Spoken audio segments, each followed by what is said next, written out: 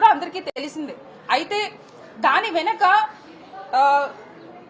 ఈ రైతులు ఎంత కష్టపడుతున్నారు, చెమటోర్చి కష్టపడి అరకు కాఫీని పండించిన రైతుల్ని, ఒక 10 మంది రైతుల్ని పార్లమెంట్ వరకు తీసుకుని వస్తే ఇక్కడున్న ప్రముఖులందరూ కూడా అరకు కాఫీని టేస్ట్ చేస్తూ ఉంటే ఆ రైతులు వాళ్ళని చూస్తే వాళ్ళు పడ్డ ఆనందం, వాళ్ళు పడ్డ కష్టం అంతా కూడా అక్కడ సాటిస్ఫాక్షన్ అవుతుంది అని చెప్పి నేను ఈ మీడియా ముఖంగా తెలియజేసుకుంటున్నాను. అదే విధంగా మన అరకు కాఫీ అన్నది not only famous for the Araku coffee, it's famous for other spices, it's famous for pepper, it's famous for turmeric, it's famous for jaggery, it is famous for tamarind.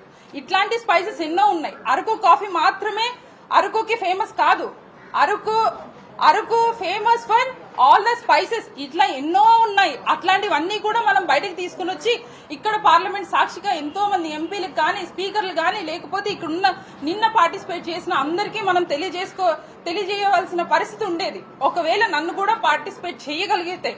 అదే విధంగా ఈ రోజు నిన్న జరిగిన ప్రోగ్రామ్ లోని అరకుకి ఫేమస్ అయిన దెంసా నృత్యం ఉంది.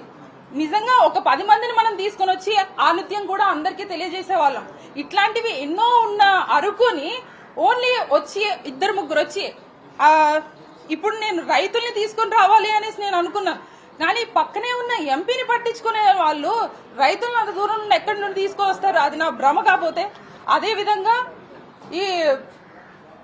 ఈ మీడియా ముఖంగా నేను తెలియజేసేది ఏంటంటే, ఇట్లాంటి పనులు ఏవైతే జరుగుతున్నాయో నా ప్రమేయం లేకుండా, నన్ను పిలవకుండా ఇది చేసింది టెంపుల్ ఆఫ్ డెమోక్రసీగా పిలిచే ఈ పార్లమెంట్ లోనే ఇట్లాంటి వైలేషన్ కలుగుతూ ఉన్నప్పుడు, మా ఇక్కడ ఉన్న స్థానిక ఎంపీనే పిలవలేనప్పుడు ఇట్లాంటి రకరకాల పనులు, లేకపోతే మీటింగ్స్ కానివ్వండి, ఏదైనా ఇనాగ్రేషన్ కానివ్వండి, నా సొంత కాన్స్టిట్యున్సీ అయిన అరకు, మన్యం, ఏఎస్ఆర్ జిల్లాల్లో కూడా చాలా జరిగినవే.